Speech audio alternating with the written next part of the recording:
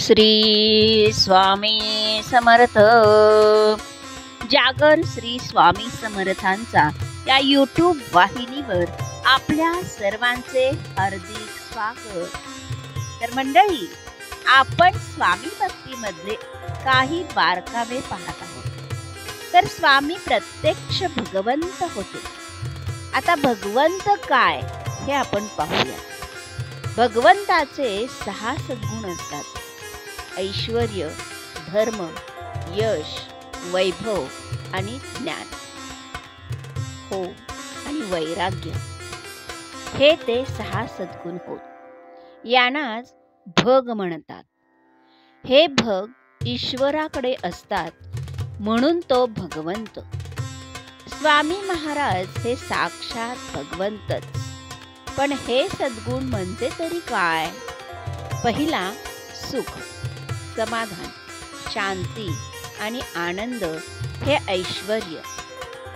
दुसरा, नीती, न्याय आणि कृपा हा धर्म. तिसरा, सर्वत्र सर्वकाळ कार्याची सिद्धी हे यश. चौथा, निरांतराची ऐहिक व पारलौकिक अनुकूलता हे वैभव. पाचवा, निजारूपाची स्पष्ट व नित्य जाणीव हे ज्ञान. सहावा, हे सर्व असूनही निरपेक्ष, निस्वार्थ आणि निरलस राहणे हे वैराग्य. या 6 गुणविशेषांचा पाया असणे याला अधिष्ठान म्हणतात. त्यावरच सत्कार्याची उभारणी होते. हे अधिष्ठान देणारा भगवंत असतो. पूर्वजन्मातील कर्म हे संचित असते. वर्तमान जन्मात भोगल्यास येणाऱ्या त्यातील अंशभाग म्हणजे प्रारब्ध. प्रारब्धातील पुण्यरूप सत्कृत्याने सुख समाधान, तर पापरूप दुष्कृत्याने दुःख अनुभवास येते. देव व गुरु सहसा प्रारब्धात ढवळाढवळ करीत नाहीत. प्रारब्ध टाळता येत नाही. ते कालांतराने पुढे उभे राहतेच. म्हणून प्रारब्ध भोगून संपवावे. प्रारब्धात नसलेल्या गोष्टींची प्राप्ती देव गुरु करून देतात. तेव्हा ती पुढील जन्मातून घेतलेली उधारी असते बरं का.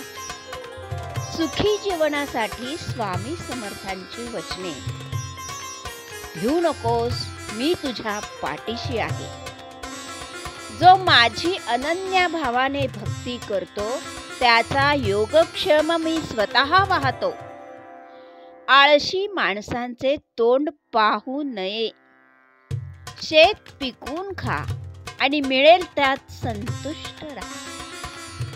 जा, तुझे अपराध माफ केलेत, यापुढे सावधगिरीने वाग. भिऊ नकोस, पुढे जा. संकट दूर होईल. प्रत्यक्ष काळ तेथे आला तरी तुझ्यासाठी आम्ही त्याचा प्रतिकार करू. आमचे बोलण्यावर विश्वास ठेवा. राहिलेला काळ आमचे नामस्मरणात घालवा. मोक्ष मिळेल.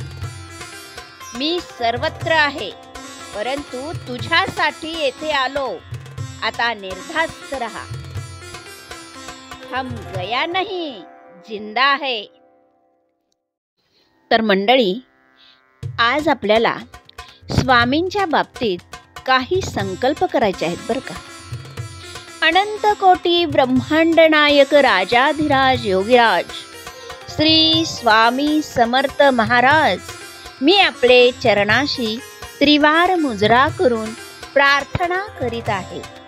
आजपासून आपण माझे माता, पिता, गुरु सर्व काही तुम्हीच आहात. आजपासून मला आपला शिष्य बनवून आपण माझे गुरु व्हावे व मला गुरुपदी लीन करावे व माझ्या सर्वार्थाने सांभाळ करावा. तर मंडळी, आता आपण श्री स्वामी समर्थांचे अक्कलकोटमध्ये काय चालले आहे ते पाहू. तर मुंबईला जगन्नाथराव नावाचे एक गृहस्थ राहत होते. त्यांच्या पायाला एक विचित्र रोग जडला. त्यांच्या पायाला जागोजागी भोके पडली. वैद्य झाले, डॉक्टर झाले, पण कोणत्याही डॉक्टरांचे औषध उपयोगाला येईना. अखेर डॉक्टरांनी असे ठरवले की यांचा पाय गुडघ्यापासून तोडून टाकावा. हे कळल्यावर जगन्नाथराव भयंकर घाबरले. काहीही झाले तरी मी आपला पाय कापून घेणार नाही, असे त्यांनी सर्वांना सांगितले. पण या काळजीने ते दिवसेदिवस अत्यंत कृश होत चालले. अखेर त्यांच्या एका मित्राने त्यांना सांगितले की तुम्ही अक्कलकोटला श्री स्वामी समर्थांच्याकडे जा, तुम्हाला नक्की गुण पडेल.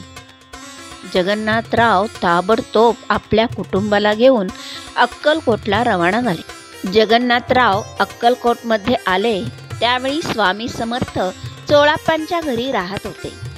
स्वामी समर्थांचे दिव्य तेज पाहून जगन्नाथरावांना वाटले की हेच आपला रोग परिहार करणार. त्यांनी हात जोडून स्वामींना विनंती केली की एक तर मला हे पाय बरे करून जीवदान तरी द्या, नाहीतर एकदाचा या देहाचा संबंध तरी तोडून टाका. दीनवाणेपणाने त्यांनी ही प्रार्थना केली. तेव्हा त्यांच्या डोळ्यातून घळाघळा अश्रू वाहू लागले आणि त्याचबरोबर त्यांचे शरीर घामाने तपकून गेले. शरीरातून प्रचंड घाम वाहू लागला. त्या घामाची तीव्रता एवढी होती की त्यामुळे त्यांच्या शरीरावरच्या सर्व पट्ट्या